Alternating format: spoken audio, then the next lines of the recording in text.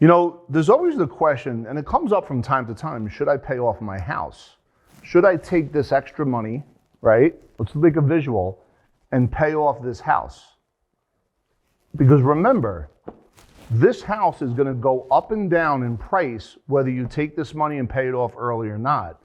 The real question is, should I keep the house on its current path and take this money and put it into another investment so both assets can grow separately? That's what I want to talk about today.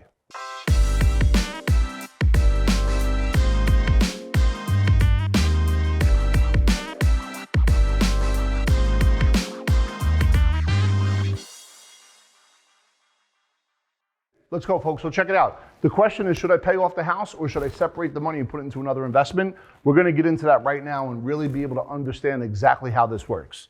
So here's some concerns that are out there about a potential crash. And I always say this, we don't know when a crash is going to happen or not, right? If we go back to 2007 and 8, people were buying real estate with either no money or 3% down, and they were buying mortgages that were crazy, interest only, cozy, coffee loans, all this other crazy nonsense. As I understand it today, there's still a requirement of at least 20% down. So I think it's a little bit different than it may have been in 08, and there's a much more demand for people to buy real estate. But let's kind of get into some of the games that are out there and some of the things that could be distractions along the way. And there's new variants of the pandemic. So there's always that going on. But here is a concern that I genuinely have. High inflation, right? We're at 40-year highs right now, right? Inflation is like a stealth bomber. It erodes the buying power of the dollar bill. So if you think about the pandemic, what's important to understand is the government allowed for people to not pay rent and allowed for all this flexibility when it comes to real estate. That stuff is going to start falling off. So that is a concern when it comes to a potential market correction. Overvalued stocks, that's conversations that are out there, that are present. But once again, I always say this, no one can predict the stock market. If somebody tells you they can, don't let them in the house, they're going to rob your jewelry. Changes from the Fed, they're going to raise interest rates, right? They're already starting to talk about that. And then the government's debt ceiling shutdown, I feel like I hear that every single year or every couple of years. And if you go back from Reagan to the first Bush, to Clinton, to the second Bush, to Obama, to Trump, we had a $900 billion deficit that is now $29 trillion. Whether it was a Democrat, whether it was a Republican, it's a shell game that's always going on, and it's something that you should always be aware of. That's like a dump truck, like it's giving you a warning, it's about to come your way, so we're gonna do another Dave Ramsey alert, right? Now, listen, fundamentally, he's got some good principled ideas, but they're for the masses, as we always talk about. You, either entrepreneur, corporate executive, business owner that is seeking more information and having that information being manifested in your world, let's talk a little bit about what Dave's advice is about don't buy a house unless you're out of debt. Okay, I don't really know what that means. Like, you can't have any debt, but you could have like 100 grand in a savings account, and he's saying don't buy a house? Like, I'm not really sure what that means in specific terms, but in general terms, I get it. He likes to talk about a 15-year mortgage. Well, okay, if he insists that you pay it off in 15 years because of the interest, and then you compare a 15-year to a 30-year, remember, the longer it is, the better you could combat against inflation, especially with interest rates. Why not create a separate bucket with what have been the 15-year mortgage versus the 30-year and have that grow somewhere else and still be able to pick up or pay off the house in 15 years, but create a third asset? That's another conversation that we could have privately. Put 100% down if you can. Okay, so wait, let me ask you a question. If this house is worth $1 million and you take this money and put it in here, so now there's no mortgage. Number one, you have no write-off. If this house grows to $2 million over the next 10 years, or it goes down to $500,000 over the next 10 years, what happens to this money, right? So why not let it grow and then take this money over here and let it grow somewhere else? So now you're diversifying assets within and amongst asset classes. The monthly payment should be no more than 1/4 of your take-home pay. I don't have an argument there. So does that mean if a 30-year mortgage gives you that number, he's still saying don't do it? He's saying do 15 years and make sure it's 1/4. Why not do a 30-year and make sure it's 1/4? So let's think about what that looks like and how to be able to work through that process. Check this chart out. This is pretty wild. And we go back to 1955. You know, back then, the rates were below 2, right? If we go all the way to the mid 80s, it got as high as or as close to 20%. And now, after the pandemic, we're at the lowest in history. So this is important when it comes to the value of your money payment on a monthly basis.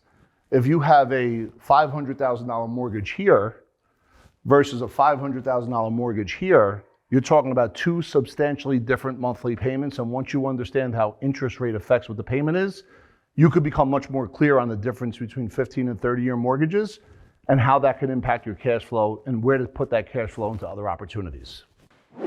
So remember, when it comes to the cost of money and the increase, it's always important to understand what that looks like and when, most importantly, how to take advantage of that.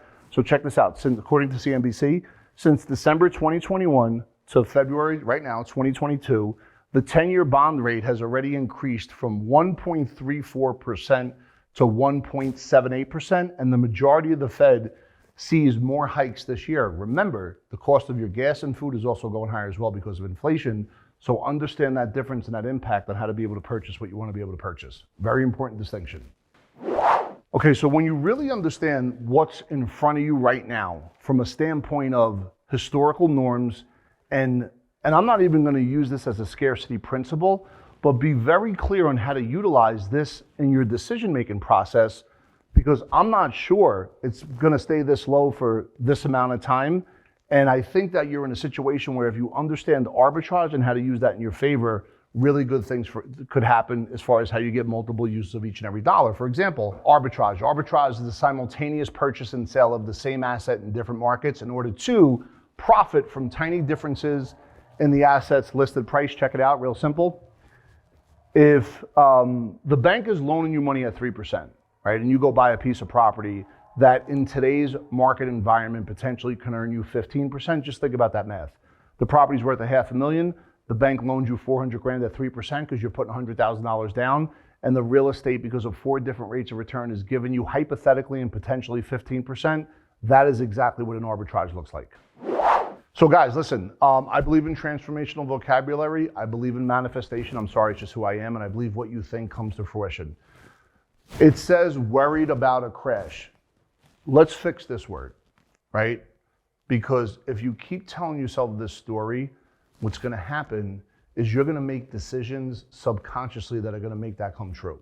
Now, is there going to be a market crash? Is there going to be a correction? I don't know when it's going to happen. But what I do know is principally, if you understand exactly what you're doing from a standpoint of diversifying within and amongst asset classes, and you have a long-term vision, you will be okay.